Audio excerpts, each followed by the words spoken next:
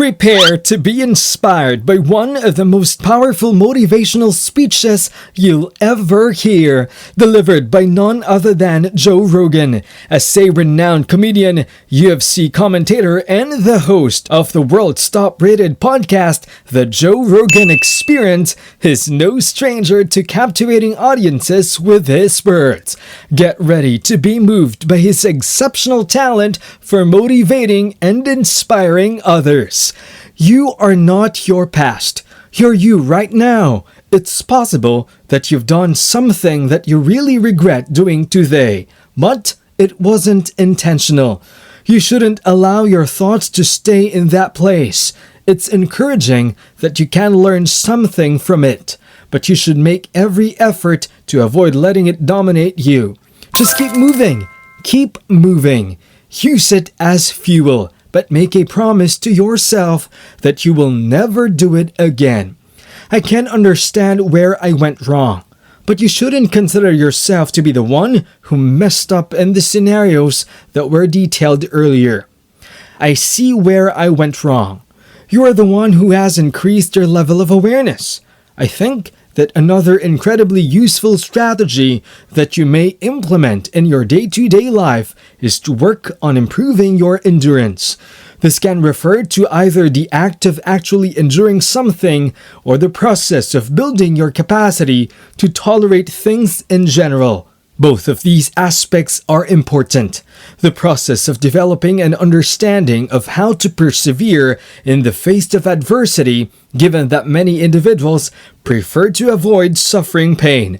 Don't forget to subscribe, hit the like button, and the notification bell to stay updated on our daily videos. The phrase, the process of developing an understanding of how to persevere in the face of adversity. They are attempting to run away from it, but in reality, all they are doing is avoiding it in the most convenient way imaginable. When you have a moment in which your attention is not fully focused on anything, you say to yourself, "Yeah, let me check my phone." You may easily redirect your attention away from even the slightest degree of dissatisfaction that comes along with boredom just by starting to scroll through your phone. This can be done with relative ease. We no longer experience boredom, and even if we do feel bored for even a short length of time, we are soon diverted from our thoughts by something else. Therefore, your distraction is stopping you from feeling bored. However, this is a problem for you because certain thoughts can only come to you when you are actively thinking about something. When you are not actively thinking about something, you do not acquire any new information. When we constantly have our faces buried in our phones, the only information that enters our minds is that which is supplied by other people. Sometimes that's amazing. Sometimes you get nice stuff out of that. But as you probably already know, it's kind of like eating nothing but fruit all the time. When we are fixated on our phones to the exclusion of all other stimuli, the only feedback we are receiving is that of other people. I believe that if you include things in your diet that make you uncomfortable, it is the same as including them on a daily basis in your life. And I believe that instantly and grandeur are next-door neighbors, and they've already just shown up.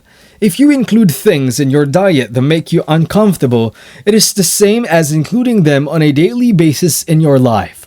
There is a component of mastery, particularly authentic mastery, that requires you to sacrifice significant portions of your life in order to achieve it. This is a necessary prerequisite. My education was a farce, and it showed in all aspects of my life, including my relationships, my personal life, and even my studies. To put that another way, I did not start reading books until I was 21 years old, which is also the age at which I started doing stand-up comedy. I imagine that when I needed something to do to pass the time, I might have picked up one of Stephen King's books. Even though I was on my way to training, I had no interest in educating myself when I was taking the train there. I just wanted to get to my destination as quickly as possible. If I was teaching myself in any manner, It most likely consisted of me reading the Book of Five Rings so that I could develop my fighting strategies and become a better fighter.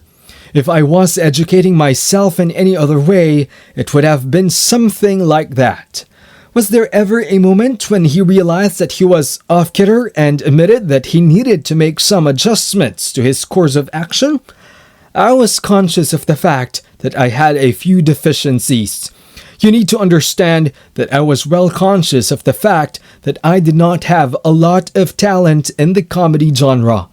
The process of going from being really good at something to being really poor at something is one of the most difficult things to do. And one of the most difficult things to do is to choose something that you are pretty bad at as your route. Choosing something that you are really bad at as your route is one of the most difficult things to do. You are undoubtedly already aware of the fact that this is how I broke into the field of stand-up comedy. Despite the fact that I could occasionally make other people laugh, I was well aware that this was not enough to distinguish me in any manner.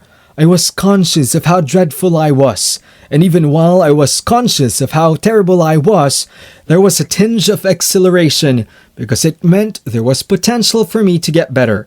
You know, if you start doing it, and you're excellent at it, like naturally, there's a chance that I wouldn't have had the enthusiasm to do it for a career for the past 25 years like I have done. But if you start doing it, and you're excellent at it, like naturally, there's a chance that I wouldn't have been naturally excellent at it. I don't know, but when I was making that shift at that time, you know, from competing in martial arts to being a comedian, that's when I started walking down the road of balance, and when I started trying to find balance inside myself as a person. I began attempting to educate myself so that I would have more topics to talk about on stage. And as I went along, I noticed that my curiosity was growing as a result of this process. I'm not sure what prompted me to start walking that path of moderation, but I did it anyhow. Then I started to simply be interested in things because I was interested in them. And as I got better as a comedian, I grew less concerned with what other people thought about me and more concerned with just being better. Eventually, I stopped being interested in things simply because I was interested in them. I eventually got to the point where I stopped caring about what other people thought about me and start caring more about just getting well. You know, sustaining this type of momentum, and as I let go of stress more and more, having some success in life, and not worrying about bills as much as I used to, are all things that are important to me today. That's it for today. Don't forget to give us a thumbs up below, subscribe, and hit the notification bell. We post videos every week, so stay notified. Thanks for tuning in. See you in the next video.